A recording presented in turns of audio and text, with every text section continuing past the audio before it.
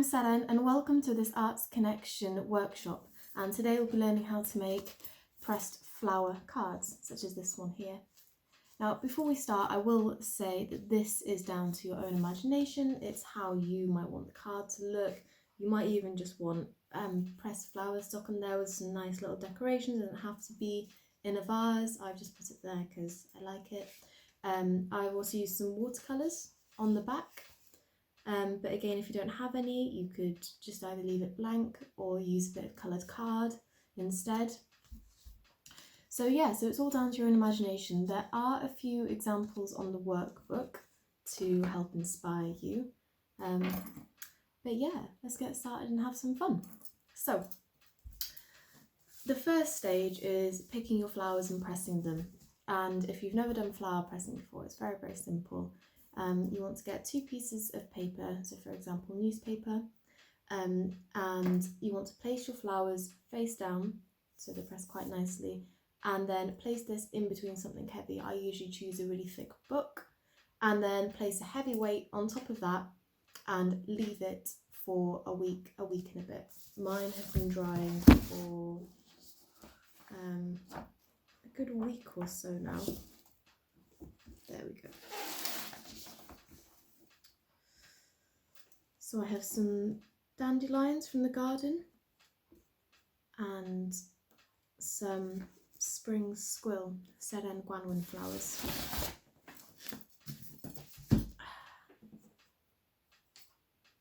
There we go. So those are pressed really lovely. Now, for this workshop, you'll obviously need a blank card. Like so.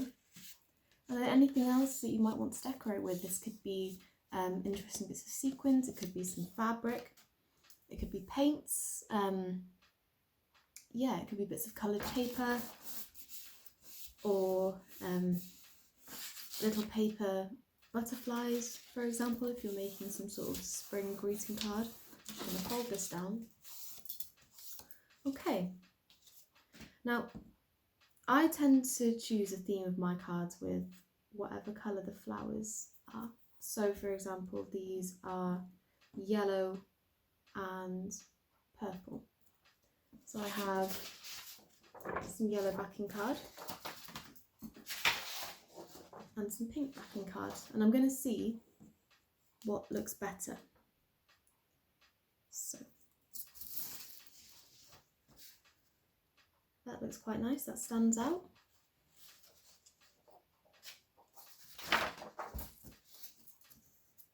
The pink is darker, but I think it takes away from the flowers a little bit more, so I'm going to go with yellow for this one. And I'm just going to fold.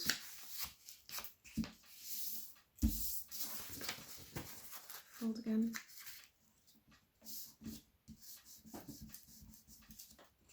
And cut out a little square.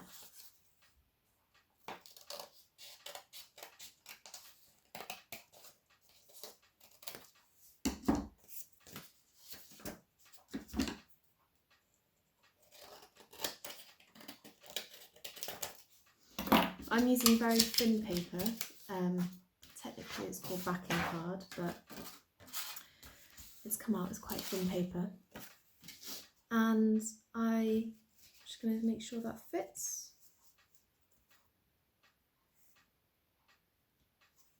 It does fit, but I'm just going to trim it down slightly at the edge, just so there's a bit more of a border.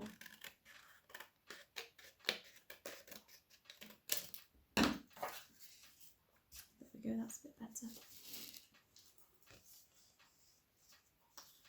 So I have a place where I'm going to stick my wildflowers and start to decorate from.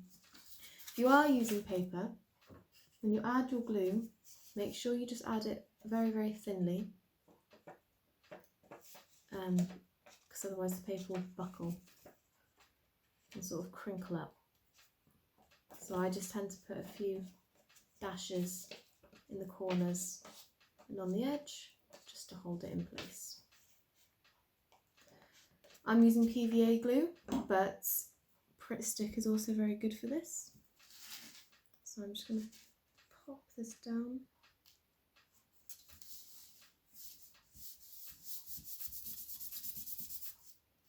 A little bit actually, so you can see a little bit more. There we go. Just going to pop this down. Now the only thing about using PVA glue I find is that it ends up gathering dirt and can sometimes look a bit messy, but if you use it thin and finely, then it should be okay. So there we go. So to decorate, we obviously have the wildflowers, but I also have some watercolours which I'm going to use.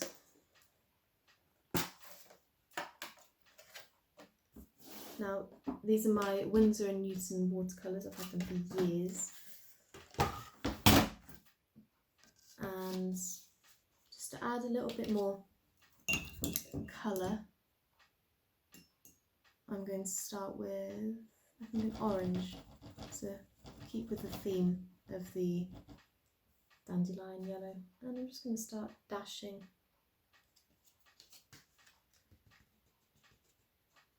a bit of a colour up there. With watercolours, the more water you use, the more translucent the paint goes and the further it can go. So don't be afraid to use quite a lot of water. Now I'm just going to mix in another colour, making a bit of red. And if you use quite a lot of water, when you introduce another colour, such as I'm doing here, they can blend together quite nicely.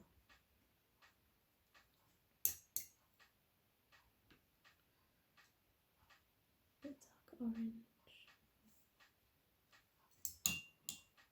and possibly an interesting yellow. You can get quite cheap watercolours from places such as The Works, and they are still quite good, and if you're just going to be using it for something like this, then they might be worth getting. And I find just the introduction of a different colour, a different pattern, even if it's a very small one, makes the cards stand out a lot more than they might otherwise would. Right, now I'm just going to get some water and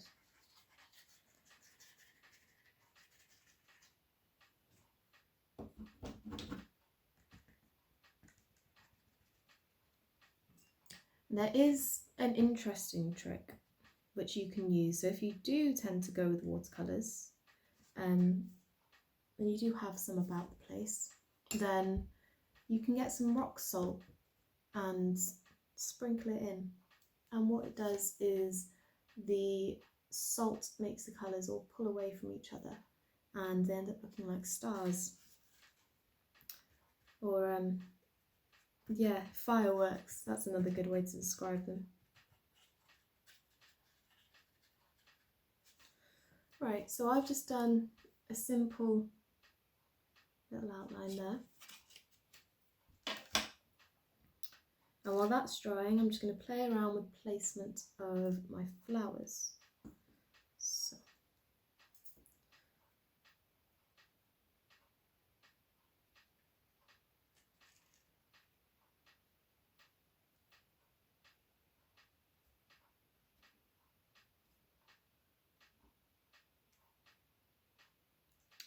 Go down.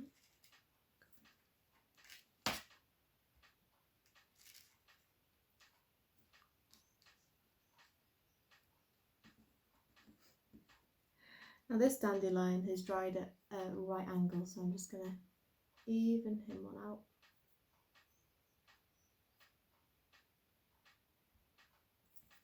Let's squish.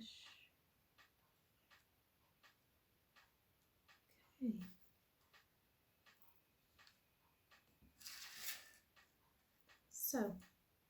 quite like the look of that. So I'm now going to, because I'm gluing them down nowhere near the watercolours, you can do this as the watercolours are drying. I'm just going to add a little tiniest bit of glue. You really don't need much for the flowers at all, because the if you use too much glue you might end up pulling some of the flowers apart. So I'm using the tiniest little bits. Quite fiddly this morning.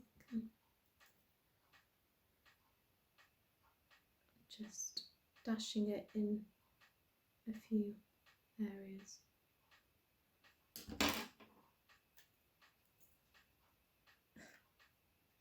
That seemed to want to go somewhere else from where I originally had it planned in mind, so we'll leave it go there. Might have that one come up that way actually. With your pressed flowers, it's easy to see where you've pressed it down facing down, because you'll get more of a visual of the actual flowers themselves. Harebells press absolutely wonderfully if you have any access to heathland near you. Roses can be a bit more tricky, but still worth giving a go.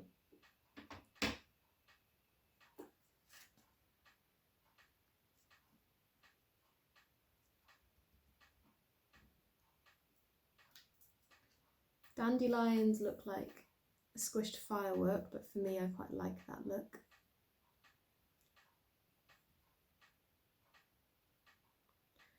Yeah, so experiment, see what flowers work best for you. And these cards, you know, they're wonderful, they're so easy to do. People love them, so giving them as a birthday card or a congratulations card, or a greetings card to someone and going, oh, I've made it myself. Yeah, they always look quite shocked and happy. Like, oh, well done. There we go, so I'm starting to stick my flowers down.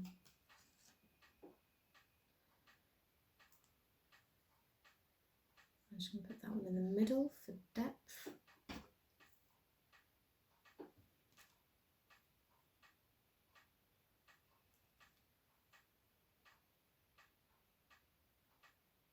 I won't recommend picking any wildflowers though, as you're not supposed to, and they are supposed to be endangered, so I will advise against picking things like bluebells unless they're from your own garden.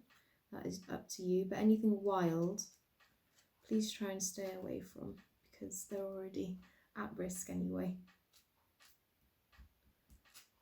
Okay, so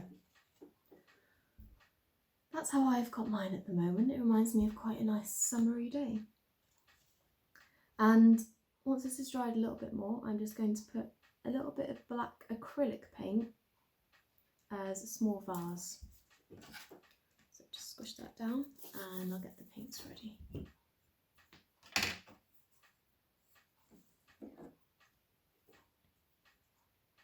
I'm using acrylic because if you're doing things like covering stems slightly, it's a bit thicker. Watercolour will make the stems show a bit more. Right, so I'm just going to create a bowl at the bottom. Always start with the bowl and then work up towards the neck of your vase. And then I'm just going to cross over. So that's my rough outline. Couldn't hold it fully because I've got gluey fingers. And I'm just going to colour it in with some more black acrylic, and I'm going to go over some of the stalks and neaten up the edges. Now, obviously if you don't have paints or have access to paints, you can use a black pen. An inky black pen works really, really well, or even coloured pencils. You don't have to use paint, I'm just using paint because it's a good material that I have handy.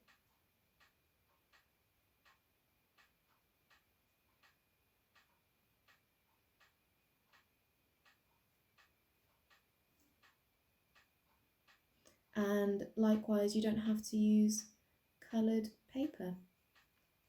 I did have some lovely handmade paper, handmade with like wildflowers and everything. That would have been perfect for this, but unfortunately I've used that all up already.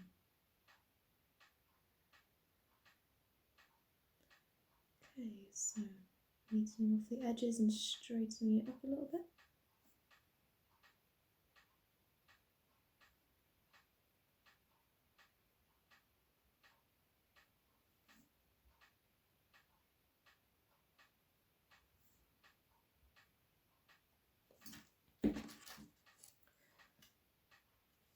And there we have it, almost Van Gogh-y with the sunflowers. Now, you can obviously, if you have any, paper butterflies, add them around the place, sequins. If you're doing this with young children, you could potentially add glitter. It could stay quite well in the paint or in the glue. But I'm going to go quite nice and simplistic today.